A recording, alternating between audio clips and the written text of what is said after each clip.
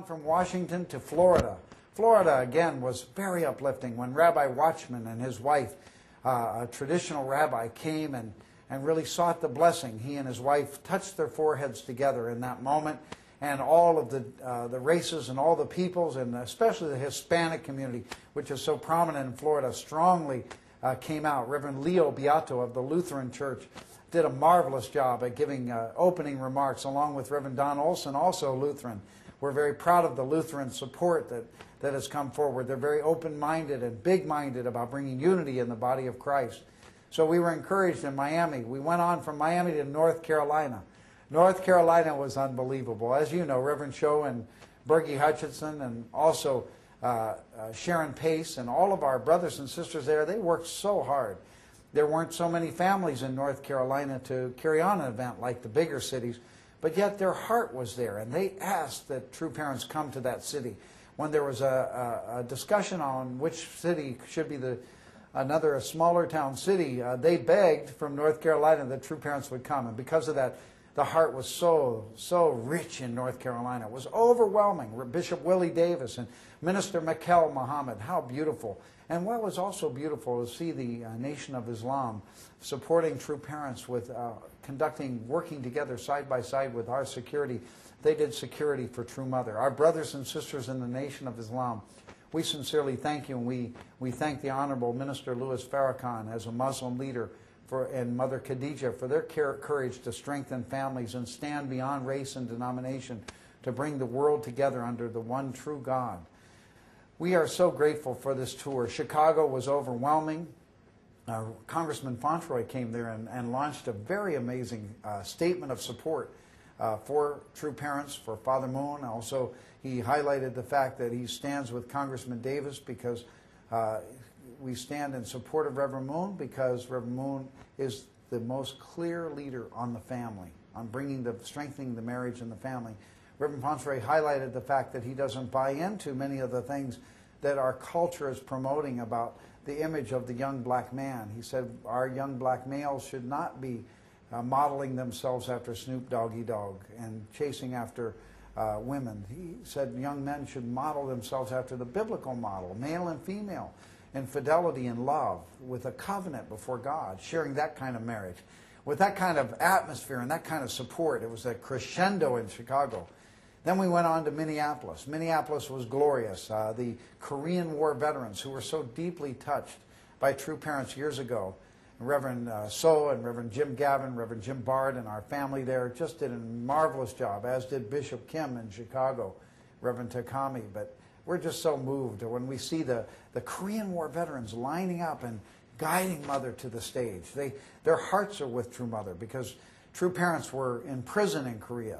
True parents suffered the Korean War and never forgot the fact that America shed its blood there and made such a condition to liberate Father from prison and also to protect South Korea. Now Father's calling upon America and those veterans to come together from all 16 nations. We are going to march across the 38th parallel. Don't you want to be there for that? That day is soon coming, but we are not marching with weapons. We're going to join hands and arms, black, white, Hispanic, Korean, Japanese, all former enemies joining together, all nations. And we'll join hands eventually with our North Korean brothers and sisters, because we are not going to reconcile North and South Korea with war. We're going to do it with peace. Why? Because Mother and women are going to lead the way. Women are leading the way. Amazing spirit of Mother pouring out every morning at Hundoke. As you know, though, Mother's speeches are always very, very short compared to Father's, but the message is equally as deep. It's profound. Mother's love was always emphasizing the fact that in the early Christianity, think about it, after Jesus was sacrificed on the cross, the early disciples knew nothing of what the future was. They had no text. They did not have the divine principle. And yet somehow, even though all the powers of Rome came against them and tried to destroy them, literally the word was out to destroy anybody who was a believer in Jesus. And many were killed. Many died and sacrificed their lives as martyrs. However, Mother emphasized, why did Christianity survive? Only one reason, because God was with them. And Mother gave us that kind of courage. Though the world has persecuted us, though the world has not understood the work of God's people historically, throughout history, We are overcoming, and now we're expanding. Why? Only one reason. Because God is with us. God is with you, blessed families. Have faith and have confidence. This tour brought incredible breakthroughs. When we went from Minneapolis on to California, we were uplifted again. Rabbi Waldman, Mordecai Waldman, who had traveled with True Father through the 12 cities last year. On each city, he kept talking about, I really need a wife. I need a wife. To really fulfill the blessing, I need to have a wife. And he prayed for a wife. And on that last city in Los Angeles, last year in September, he saw Dr. Frank Kaufman in the airport, standing next to a beautiful young lady that he really felt some special feeling about. Because Dr. Kaufman was with her, he felt he could approach her, and he did, and they fell in love, and they got married. And on May 7th in Los Angeles, on that day, that beautiful Sunday, Rabbi Mordecai Waldman and Susan Will were blessed in marriage by true parents. What a glorious day. Then he blew the shofar with joy, not only announcing the coming of the Messiah, but also sealing the covenant with God that Jews, Muslims, and Christians have become one. And to show that and demonstrate that, Imam Bundakshi got up. And Imam Bundakshi testified once again, because of true parents, because of true parents as the King and Queen of Peace, his life had been changed, and he could now embrace his Jewish brothers.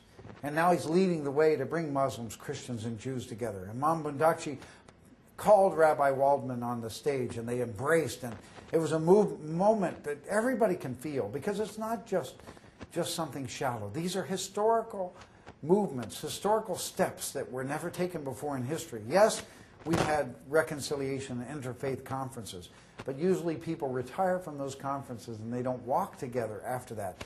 However, Imam Bundakshi has walked together with Rabbi Waldman in Jerusalem, in Amman, Jordan. He walked the streets of Amman, Jordan after the bombing at the Radisson. We are walking together. We are living together. We are working together, because the Ambassadors for Peace is the movement that really brings us all together. We're just overwhelmed by the spirit of Bishop Stallings as we went on to San Francisco, and we saw the blessing movement with Reverend Andre Jackson and Mrs. Evangelist Carla Jackson. Amazing movement there. We're very, very grateful for our leadership there in San Francisco. Reverend Thompson, Reverend Bento Leal, and also Reverend Manho Kim. Incredible, incredible spirit there. How wonderful it was when they lifted up the blessing, but already so many clergy had been cleared through Reverend Jackson's inspiration about really the real meaning of the blessing, that we're changing lineage. We're new married couples. We're not the same anymore. And therefore, we must really live holy and live pure. And we went on from there to Vancouver, Canada. Boy, I have to hand it to Reverend Alan Wilding and Reverend Lee, Chehi Lee.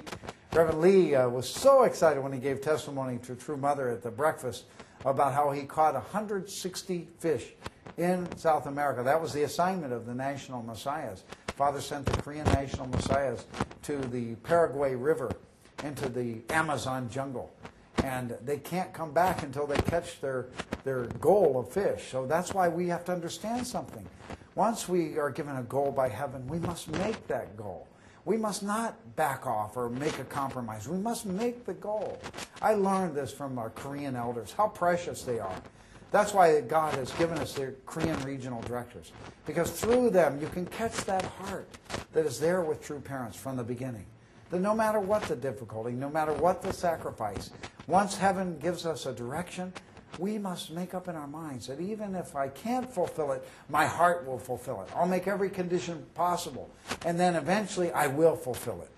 Once your heart is committed that no matter what, you will walk the path until you fulfill the goal, eventually the goal is made. I've seen it every time.